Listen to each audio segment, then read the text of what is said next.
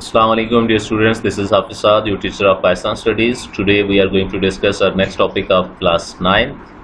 Our topic is economic deprivation of Muslims in India. Hindustan میں مسلمانوں کی معاشی محرومی. کلاس 9 میں چیپٹر نمبر 1 کا بہت امپورٹنٹ ٹاپک ہے یہ.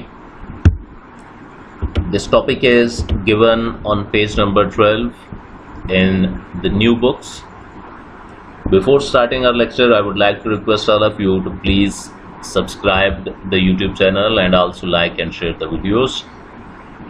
One more thing is that you people have to see the description box of this video.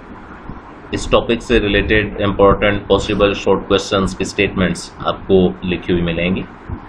In question statements کو اپنے پاس نوٹ ڈاؤن کیجیے اینڈ ڈیورنگ لیکچر انشاءاللہ we'll try to discuss and answer these questions. Now we'll start our lecture properly. In our books, this topic is given in points. Points کی form میں یہ topic ہماری بک کے اندر given ہے. تو ہم نے یہ پوائنٹس ود ہیڈنگس پریپیئر کرنے ہیں. Firstly we'll see a bit of background which is not given in the book, but it is very common and very general point. The War of Independence, which was fought in 1857 between British and Indians. In that war, the Britishers won the war, and after the war, Muslims were declared responsible for that. 1857 کی جو جنگ آزادی تھی جو کہ انگریزوں کے مقابلے میں ہندوستانیوں نے مل کر لڑی تھی. جب انڈینز یا ہندوستانی کہا جاتا ہے تو بیفور پارٹیشن اس میں مسلمس نان مسلمس سب شامل ہیں. لیکن یہ جنگ انگریزوں نے جیت لی تھی اور جنگ کے بعد سارے کا سارا الزام سارے کا سارا بلیم مسلمانوں کے اوپر ڈال دیا گیا. Hindus basically acquitted themselves of any responsibility. ہندوؤں نے اپنے آپ کو اس سے بری ذمہ قرار دیا تھا. انہوں نے یہ کہا کہ ہمارا اس کے ساتھ کوئی تعلق نہیں ہے, یہ سارا کچھ مسلمانوں نے کیا ہے.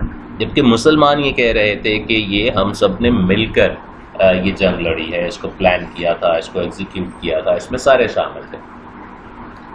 لیکن انگریزوں نے مسلمانوں کو اگنور کرتے ہوئے ہندوؤں کی بات کو ایکسیپٹ کر لیا, ہندوؤں کے پوائنٹ آف ویو کو مان لیا. ایسا کیوں ہوا تھا؟ انہوں نے ہندوؤں کی بات کو کیوں مانا تھا؟ دو میجر ریزنز ہیں.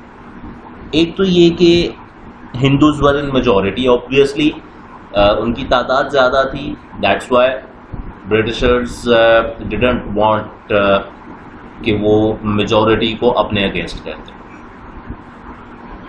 اکثریت کو وہ اپنے ساتھ ملانا چاہتے تھے.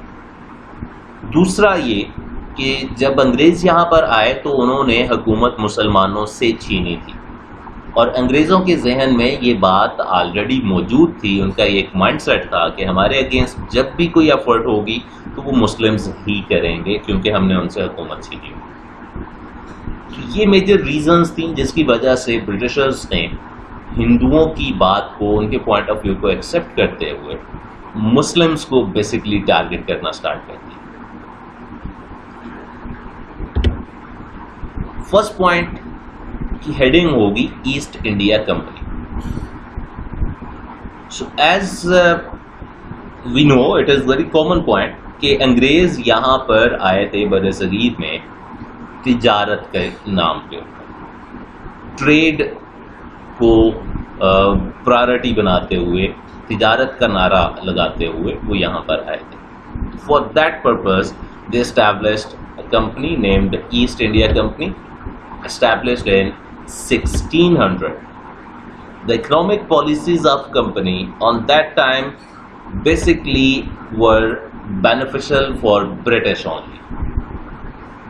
کمپنی کی جو معاشی پالیسیاں ہوتی تھیں, جس طرح سے وہ تجارت کرتے تھے, تجارت کے لیے جو طریقے اختیار کرتے تھے, مختلف اشیاء کی، مختلف چیزوں کی جو قیمتیں طے کی جاتی تھیں، یہ سارا پروسیجر اس طرح سے ہوتا تھا. وہ ایسی پالیسیز اڈاپٹ کرتے تھے کہ جو صرف انگریزوں کو ہی فائدہ پہنچاتی تھی، اور یہاں کے جو لوگ تھے، لوکلز جو تھے، وہ اس سے کافی زیادہ ڈسٹرب ہونا شروع ہو گئے. ہمارا فرسٹ شارٹ کوشچن ہے جو کہ ایز ایم سی کیو بھی پوچھا جا سکتا ہے. When was East India Company established? East India Company کب قائم ہوئی؟ اس کا آنسر ہوگا East India Company was established in 1600. Next point is industry and trade, صنعت اور تجارت. East India Company imposed heavy taxes. This was basically for the protection of the industry and trade of Britain. انگریزوں نے اپنی تجارت اور صنعت کے تحفظ کے لیے، اپنی تجارت کو بچانے کے لیے بر صغیر میں بہت بھاری ٹیکس لگانے شروع کر دیے. آبویسلی جتنا زیادہ ٹیکس ہوگا اتنی زیادہ گورنمنٹ کی انکم ہوگی. تو اپنی انکم کو بڑھانے کے لیے انہوں نے ٹیکسز امپوز کرنا شروع کر دیے. اور جب یہاں پر ٹیکسز زیادہ ہوں گے سب کانٹیننٹ کے اندر، تو سب کانٹیننٹ میں جو چیزیں بنیں گی ان کی پرائسز بھی الٹیمیٹلی انکریز کریں گی، کیونکہ جتنا زیادہ ٹیکس ہوگا اتنی زیادہ پرائس انکریز کر جائے گی. اس طرح سے برٹشرز نے اپنی انڈسٹری کو بھی پروٹیکٹ کیا اور اپنی ٹریڈ کو بھی پروٹیکٹ کیا، کیونکہ وہ اپنے ملک میں جو چیزیں بناتے تھے ان کی پرائسز کمپیریٹیولی کم ہوتی تھیں. سب کانٹیننٹ میں بننے والی چیزوں کی پرائسز زیادہ ہوتی تھیں کیونکہ یہاں پر بہت زیادہ ٹیکسز تھے. تو لوگ پھر الٹیمیٹلی پریفر کرتے تھے لو پرائس گڈس کو. That's how Britishers destroyed the industry and trade of subcontinent, and ultimately Muslims were also affected by this. Next point is deprivation from designations. Muslims were removed from all the designations and they were kept deprived of new designations. مسلمانوں کو تمام عہدوں سے ہٹا دیا گیا اور اس کے علاوہ ان کو نئے عہدوں سے بھی محروم رکھا گیا. They became economically miserable. یہ بر صغیر میں مختلف ڈیزگنیشنز ہوا کرتے تھے، مختلف عہدے ہوتے تھے، ابھی بھی ہیں رورل ایریاز کے اندر، جس میں نمبردار، میئر، تحصیلدار، ضلع دار اور اس طرح کی مختلف ڈیزگنیشنز ہوا کرتے تھے. اب تو کافی حد تک یہ گورنمنٹ جابس میں بھی کنورٹ ہو چکے ہوئے ہیں، but on that time they were purely designations. Different designations جو کہ مسلمس کے پاس ہوا کرتے تھے، وہ سارے کے سارے ڈیزگنیشنز مسلمانوں سے لے لیے گئے. اینڈ ناٹ اونلی دیٹ کہ ان سے وہ عہدے واپس لے لیے گئے، بلکہ ان کو نئے عہدوں سے بھی محروم رکھا گیا. مسلمس کو کسی بھی ڈیزگنیشن کے اوپر اپوائنٹ نہیں کیا جاتا تھا. اب اگر ہم پچھلے 2 پوائنٹس کے ساتھ اس کو لنک کریں تو ایسٹ انڈیا کمپنی کی اکنامک پالیسیز ساری کی ساری ایسی ہوتی تھی جو کہ برٹشرز کو اکنامکلی بینیفٹ پہنچاتی تھی. لوکل مارکیٹ اور انڈسٹری کافی حد تک ڈسٹرب ہونا شروع ہو گئی ہوئی تھی due to the heavy taxes. تو الٹیمیٹلی اس کی وجہ سے لوکل پاپولیشن سفر کر رہی تھی. اب ٹپکلی مسلمس کے لیے یہ پرابلمس اس سینس کے اندر زیادہ ہو رہی تھی کیونکہ مسلمس کو اسپیسیفکلی ٹارگٹ کرتے ہوئے سارے کے سارے ڈیزگنیشنز بھی ان سے لے لیے گئے تھے. Trade and industry was already in problem. Economic policies were in the benefit of Britishers, and thirdly, Muslims were also removed from all the designations. That's why they became economically miserable. معاشی طور پر بدحالی کا شکار ہوتے تھے. Next point is concessions to Hindus. ہندوؤں کو مراعات. On one hand, Muslims were being targeted by the Britain. On the other hand, they were giving different concessions to Hindus. Promotions were given to Hindus from lower to higher designations. हिंदुओं को गैर मामूली तरक्कियां देकर मामूली ओहदों से, छोटे ओहदों से आला बड़े ओहदों तक पहुंचा दिया गया. यानी कि दो अपोजिट पॉलिसीज अडॉप्ट कर ली गई थी for Hindus and Muslims. Hindus को अनड्यू फेवर्स, अनड्यू प्रमोशंस, और मुस्लिम्स को आउट ऑफ द वे जाते हुए विदाउट एनी प्रॉपर रीजंस उनकी डेजिग्नेशंस और उनकी जॉब्स से निकालना शुरू कर दिया गया था. Next point is confiscation of lands. जमीनों की जब्तगी, जबरदस्ती किसी चीज को छीन लेना, इसको जब्त करना या कन्फिस्केट कहा जाता है. All the agricultural lands were confiscated from Muslims and were given to other nations. मुसलमानों के पास जितनी भी सरकारी या गैर सरकारी ज़मीनें थी जो वो अपने एग्रीकल्चर के लिए यूज़ करते थे, जो उनकी हेरिटेड लैंड्स थी, जो उनके आबाओ अजदाद से उनके पास थी, उनकी ज़ाती ज़मीनें जितनी भी थी वो सारी की सारी उनसे छीन ली गई थी. ज़बरदस्ती गवर्नमेंट ने छीन ली, और ना सिर्फ ये कि उनसे छीनी बल्कि उनसे लेकर दूसरी कौमों को देना शुरू कर दी गई, स्पेसिफिकली हिंदूज़ को. This was a kind of mental torture to the Muslims as well. अब क्योंकि मुसलमान बेसिकली टारगेट बन रहे थे बिकॉज ऑफ हिंदूज मेनली, क्योंकि हिंदुओं ने सारे का सारा ब्लेम मुस्लिम्स के ऊपर डाल दिया था.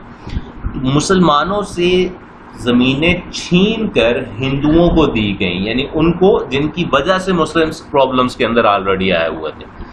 तो economically they were already suffering मुसलमान. अब यहाँ से उनको मेंटली भी टॉर्चर करना स्टार्ट कर दिया गया था. Next point is ban on jobs. Muslims were dismissed from all the government jobs. जितनी भी सरकारी मुलाजमतें थीं, हुकूमती नौकरियां जितनी भी थीं, वहाँ से मुसलमानों को ज़बरदस्ती निकाल दिया गया था. And the doors of employment were shut for Muslims. न सिर्फ ये कि उनको मुलाजमतों से निकाला गया जो लोग पहले से थे, उसके साथ साथ मुसलमानों के लिए आइंदा किसी भी किस्म की सरकारी मुलाजमत का हुसूल बहुत ज़्यादा मुश्किल बना दिया गया था. जैसे कि एक कॉमन प्रैक्टिस है, कोई भी जॉब जब आती है तो उसके साथ जब उसको पब्लिसाइज किया जाता है, एडवर्टाइज किया जाता है जब, तो उस जॉब के लिए जो डिफरेंट रिक्वायरमेंट्स होती हैं, जो उसका क्राइटेरिया होता है, जो उसका मेरिट होता है, वो उसके साथ डिस्क्राइब्ड होता है. अब ऑन दैट टाइम प्रैक्टिकली होना ये स्टार्ट हो गया कि मुस्लिम्स अगर किसी भी जगह के ऊपर किसी जॉब के लिए अप्लाई करते, तो डिस्पाइट द फैक्ट कि अगर उनकी एजुकेशन ज़्यादा है, उनका एक्सपीरियंस ज़्यादा है या और डिफरेंट फैक्टर्स, तो इसके बावजूद, एलिजिबल होने के बावजूद उनको इग्नोर कर दिया जाता था, उनको जॉब ऑफर नहीं की जाती थी. Next point is shortage of grains. Ajnas की किल्लत. There was poor law and order situation in Bengal due to which agriculture was disturb. Bengal के अंदर, जो कि सब कॉन्टिनेंट का, बर्रे सगीर का सबसे बड़ा सूबा था आबादी के लिहाज से भी और रकबे के लिहाज से भी, वहाँ पर अमनो अमान की ख़राब सूरत हाल की वजह से, फसादात, कत्ल गारत, लूट मार की वजह से बहुत सारी प्रॉब्लम्स क्रिएट हुई, जिसमें एक बड़ी ये भी थी कि एग्रीकल्चर डिस्टर्ब हुआ और ज़रई और सनती ज़राए नापैद हो गए. Agricultural and industrial resources became extinct. Obviously जब एग्रीकल्चर डिस्टर्ब हुआ, agricultural productions decreased, due to which shortage of grains वहाँ पर सामने आया. अजनास की किल्लत हो गई, खाने पीने की चीज़ें कम हो गई. Mainly because subcontinent was an agricultural region, that's why the main industries in this region were those industries where agricultural raw materials were used. अब जब ज़री पैदावार कम होना शुरू हो गई तो अल्टीमेटली वो सनतें जहाँ पर ज़री पैदावार को, अजनास को खाम माल के तौर पर इस्तेमाल किया जाता था, वो सनतें भी मुतासर होना शुरू हो गई. एग्रीकल्चरल और इंडस्ट्रियल रिसोर्सेज एक्सटिंक्ट होना शुरू हो गया, आहिस्ता आहिस्ता डिक्रीज होना स्टार्ट हो गई. Next point is destruction of trade.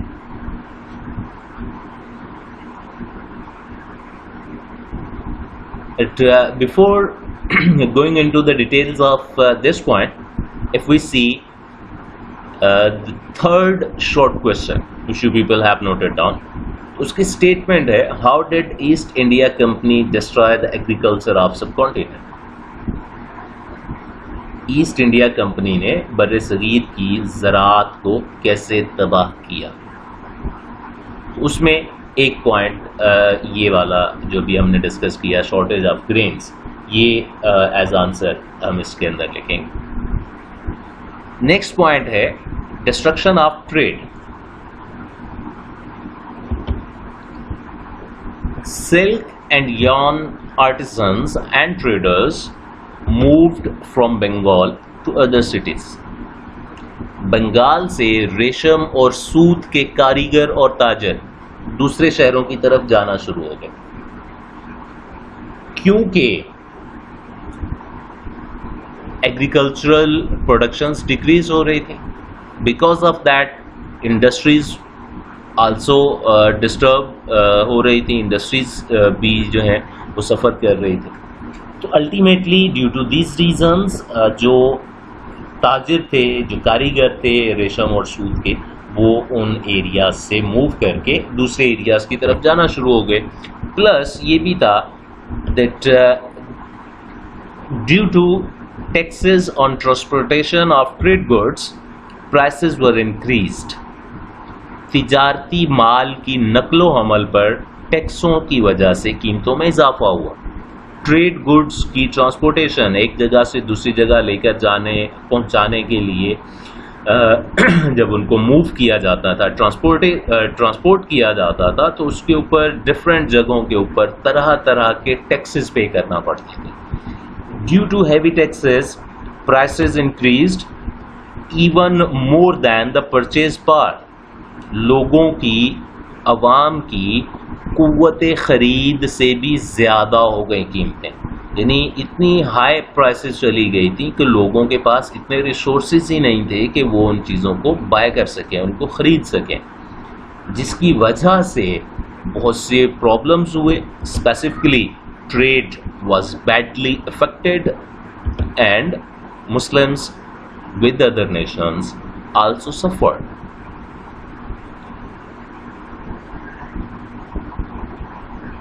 Our next point is destruction of agriculture. New taxes were imposed on agricultural sector, due to which tax ratios जो कि ऑलरेडी बहुत ज़्यादा थी वो फर्दर इंक्रीज हो गए, and that was not possible for the farmers to pay. ज़राअत के ऊपर, ज़री शोबे के ऊपर ईस्ट इंडिया कंपनी की तरफ से बहुत से नए टैक्स लगा दिए गए, जिसकी वजह से टैक्सों की शरह में बहुत ज़्यादा इजाफा हुआ, जिसको अदा करना किसानों के लिए नामुमकिन था. उनके पास इतने वसाइल ही नहीं थे कि वो इतने हाई टैक्सेस पे कर सकते. Due to which agriculture was affected in the subcontinent. In fact, agriculture was destroyed by British. That's it about today's topic. At the end, you people have to write down the conclusion and the third short question. तीसरा short question जो कि अभी पहले भी मैंने mention किया कि जिसमें main पॉइंट ये है, मेन कंसेप्ट उसका ये है, how did east India company destroy the agriculture of subcontinent. इस क्वेश्चन के आंसर के तौर पर پہلے جو پوائنٹ ہم نے مینشن کیا اس کے ساتھ یہ لاسٹ پوائنٹ بھی آپ نے ایڈ اپ کرنا ہے. سیکنڈ لاسٹ اور تھرڈ لاسٹ اور لاسٹ دونوں پوائنٹس کو ایڈ اپ کر کے اس کا آنسر بنے گا. I hope you people have understood the points and the concepts. In case of any confusion, any question or any query, you people are more than welcome to contact and ask me without any kind of hesitation. Thank you very much. Stay blessed and focus on your studies.